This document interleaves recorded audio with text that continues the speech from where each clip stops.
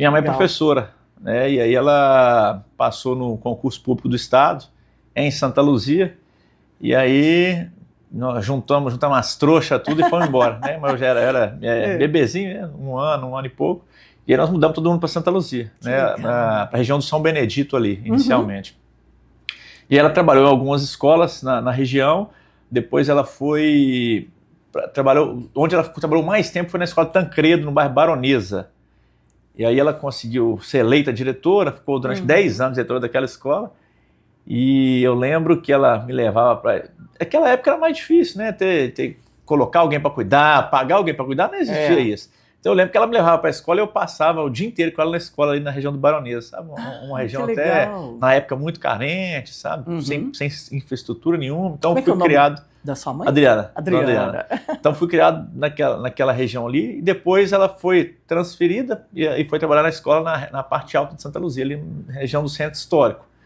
E aí estudei lá, né, ensino médio, etc., fundamental, médio.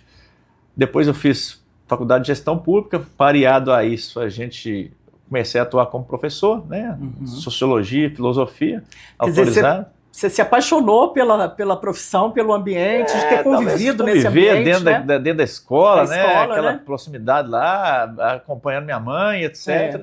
E aí eu é fascinante, não é, Paulo? acabei me tornando professor também, né, e aí eu dei aula em diversas escolas de Santa Luzia, né, tanto na região do distrito São Benedito, Palmital, quanto também na parte alta. E aí, com esse convívio com a população de perto, sempre fui muito apaixonado por projetos sociais e comecei a identificar muito com as dificuldades da população. E aí eu resolvi me candidatar a vereador. Candidatei a primeira vez em 2012, tinha 22 anos. Não tive êxito na Nossa. primeira candidatura, mas tive quase 800 votos, fui um dos mais votados. E eu lembro de uma passagem, né, no dia da eleição, eu sempre conto dessa história. Eu Hum. estava na fila para votar e aí uma senhorinha olhou para mim assim e falou assim: você que é o Paulo Bigodinho? Falei, sou. Aí ela falou comigo assim, ó, aí ela abriu a carteira, tinha um santinho meu na carteira. Oh, Aí ela mostrou e falou assim: olha, eu estou votando em você para representar minha neta, que é sua aluna. olha Ela só. não tem idade para votar ainda, mas ela me pediu para que eu pudesse votar por ela. Então, assim, Quer dizer, você já era uma referência dentro da sala de aula, principalmente com os jovens, respeitado sabe? pelos alunos, né? Principalmente com os jovens, eles viam, talvez em mim, uma expectativa de uma mudança mesmo. Né? Uhum. A Não era só mais política. um professor. Porque a gente envolvia muito, porque a gente conversava, a gente tentava entender as dificuldades da comunidade, a gente fazia mutirões de reforma nas quadras, por exemplo, participava de projetos de horta comunitária, e a gente começou a engajar, e aí eles começaram a criar em mim uma expectativa mesmo: ó, talvez esse cara é a mudança. É. E eu lembro que os meus alunos que me impulsionaram, né? Começaram a me levar na casa de pai, de avô, de padrinho, de vizinho. Não, é o nosso professor, é ele, Olha tem que ser só. ele e tal. E isso dá uma chancela tão grande, né? Quer dizer, o jovem que vai ser a geração futura de comando, acreditando num Verdade, professor, né? verdade. E aí, nesses outros 4 anos, eu acabei sendo impulsionado, né? Falei assim, opa, 800 votos na primeira candidatura, essa mobilização com os jovens, tinha sido uma decisão minha de candidatar até em cima da hora. E aí eu Uhum. me organizei nos 4 próximos anos e aí fui eleito a primeira vez em Fez, 2016. fez um trabalho na comunidade, Aí fui né? o Foi quinto, entendendo o que mais que a comunidade precisava. aí fui eleito o quinto mais votado, mais jovem na época, Aí, 26 anos. com 26 anos. E aí começamos um trabalho muito sério de fiscalização, ampliação dos trabalhos sociais. A gente estava à frente de um instituto de profissionalização, e aí a gente começou a disponibilizar diversos cursos profissionalizantes, alguns gratuitos, outros a preço popular, e o projeto foi crescendo. Em 2020 fui reeleito, aí já passei a ser o terceiro mais votado. Eu lembro que na época, dos 17 vereadores, só 12 foram reeleitos. Dos 17, só 5 foram reeleitos, 12 perderam, Nossa. e dos 5 reeleitos eu fui o mais votado. Aí. E aí a gente foi. A população acreditou no seu projeto, não é, Paulo? A gente continuou o nosso trabalho sério, né, nesses outros 4 anos, e aí a população nos deu a oportunidade de ser prefeito agora em 2024. Então nós tivemos 2 mandatos de vereador e agora fomos eleitos direto aí como prefeito. E isso é um desafio enorme, não é? Porque a gente estava conversando antes, né? Quando você está do outro lado do balcão, né? No legislativo, é uma coisa. As leis chegam todas lá primeiro, né? Tudo tem que passar pela Câmara. Mas na hora que você está com a caneta na mão para executar, foi um choque grande? Que você tinha uma realidade, aí você achava que era uma realidade, na hora que você chegou lá para administrar, o que você encontrou? O que acontece? Eu vejo a importância de passar pela Câmara Municipal muito grande, devido ao fato de que lá é a porta de entrada da população, né? A gente sabe que o acesso ao prefeito é muito mais difícil por uma série de questões. Então a população geralmente vai direto no vereador em primeiro momento. Sim. Então, assim, eu acho que esse contato que nós tínhamos e nós tivemos com o povo nesses 8 anos nos ajudaram muito a ter uma sensibilidade diferente para poder fazer um trabalho à frente do executivo agora.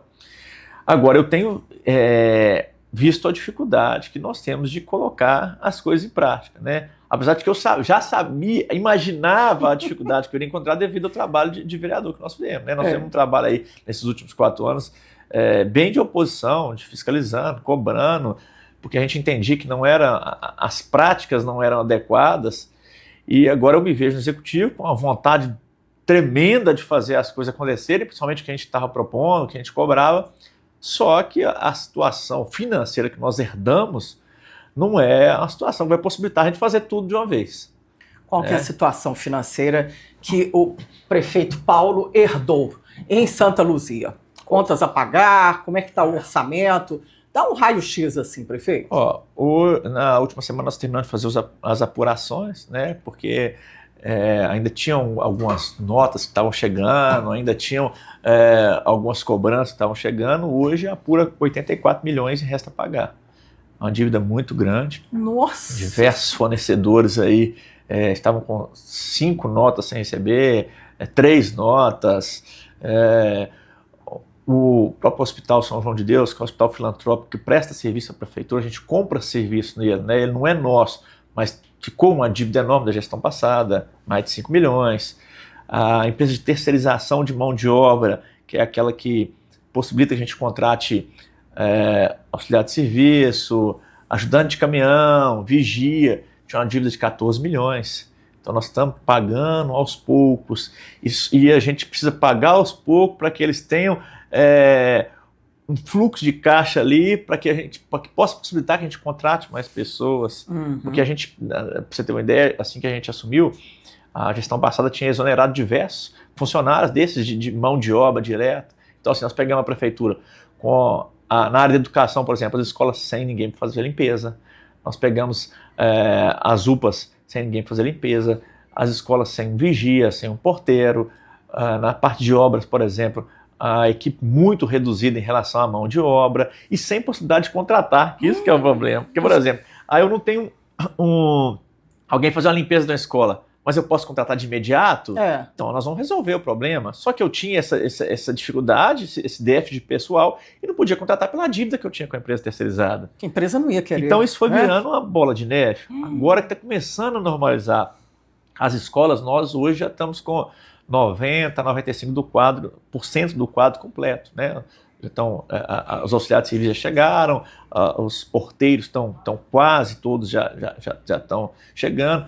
Na saúde, nós ainda não estamos com o quadro completo, ainda estamos nesse processo aí de contratação do quadro. A gente tinha uma emergência muito grande em relação à educação. Lógico que a saúde também é prioridade, só que as aulas iam iniciar. Como é que a gente inicia uma aula sem alguém para fazer uma limpeza, para fazer uma merenda? Impossível, né? Então, assim, uma situação muito complicada que em 3 meses aí, vocês já estão conseguindo... enxugamos bastante esses primeiros meses. Nós não nomeamos todos os secretários. De 14 secretários que nós poderíamos nomear, nós nomeamos 8 secretários. Minas S.A. Especial, Desenvolvimento e Construção. Oferecimento, Grupo Projeta, a maior empresa de projetos do país. Realização O Tempo.